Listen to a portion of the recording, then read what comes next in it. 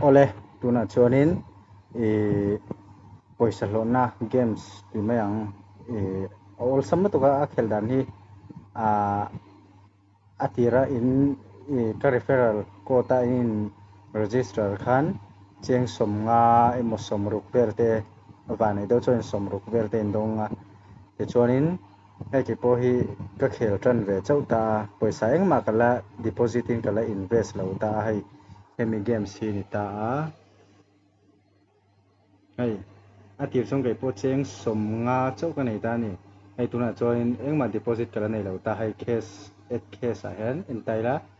intinanin thil te claim don taila first deposit kha ngai ta ni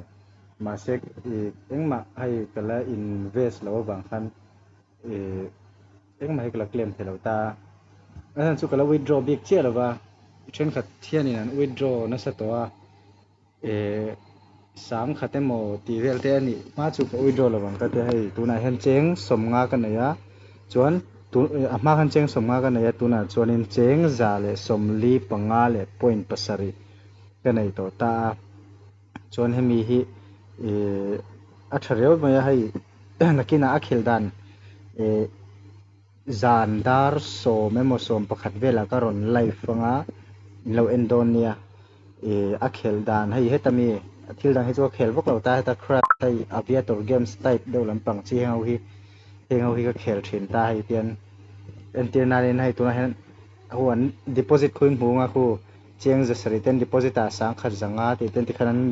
lata ma se hi loss om ve thei ti kha shet tur ani entian hei tuna hen cheng khatin ka vat thinanga inen thin do ne ka ati dan tu hei ti hian hei tian a thloka thei ka claim tai heta 1.28 kha kal ngal ta ni khatiang khanin hlok le lutuk tum chorin loss a ola chuai chorin heta hei 4x ti akal char hi dambar kal char hi mi hi wana te truwa te khan du tok dei zel mai tur ni san chu ti rei pai kha nga ya hlok tur chon chu ba chu ne ke po cheng som nga chau ka nei khanin hei dar kar khat to khel ting lawa cheng za somli panga ka nei to ta ni ti kwan khu an invest an claim char khu poisa an claim za khu mu thaianga kha hemi hi ke chu aviator games in nom ka tin bera games tanga khel ve wak ngai lawa hei nge online trade lampang ang chimo bitcoin ti te cryptocurrency lampang hi ka tuina ni bang hianin games dang khel lu tok ngai lo hetiang chi aviator ti te jet ti ang chi te kha tiang ho kha hai traders kani chu wa chonin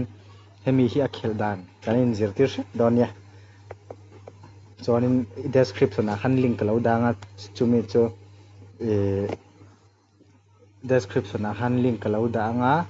chumi hnuwa chonin in lo in register anga in phone number te ti khan hai heta nakina withdraw don huna thei heta hianin hei ta hianin withdraw na tura hianin nakina ti dan tu kanin hril zelanga